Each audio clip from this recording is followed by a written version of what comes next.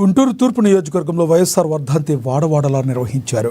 వైఎస్ఆర్ విగ్రహాలకు నివాళులర్పించి అన్నదానం, medical camp, పేద కుటుంబాలకు ఆర్థిక సహాయం, తోపుడు బండ్లను ఈస్ట్ వైసీపీ షేక్ నూర్ ఫాతిమా పంపిణీ చేశారు.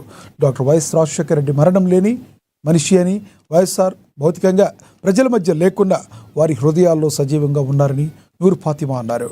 ఉమ్మడి ఆంధ్రప్రదేశ్ రాష్ట్ర అభివృద్ధి, సంక్షేమం గురించి మాట్లాడితే గుర్తుకొచ్చే ఏకైక నాయకుడు వైఎస్ రాజశేఖర రెడ్డి అని కొనియాడారు.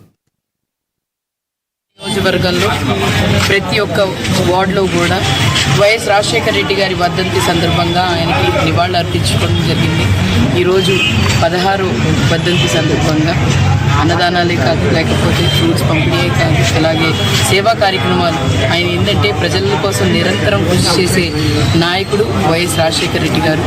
ఈరోజు ఆయన్ని చూస్తే గుర్తొచ్చే ఎన్నో సేవా కార్యక్రమాలు కాదు, ప్రజలకి మంచి చేయాలి అని అంటే రాజశేఖర రెడ్డి గారి తర్వాతే అన్నట్టుగా ఈరోజు ఆరోగ్యశ్రీయే కాదు, అలాగే రైతు భరోసానే కాదు, జలయజ్ఞమే కాదు, అలాగే 4% రిజర్వేషనే కాదు, ఫీజు రింబర్స్మెంటే కాదు, 108 కాదు, ఎన్నో సేవా కార్యక్రమాలు.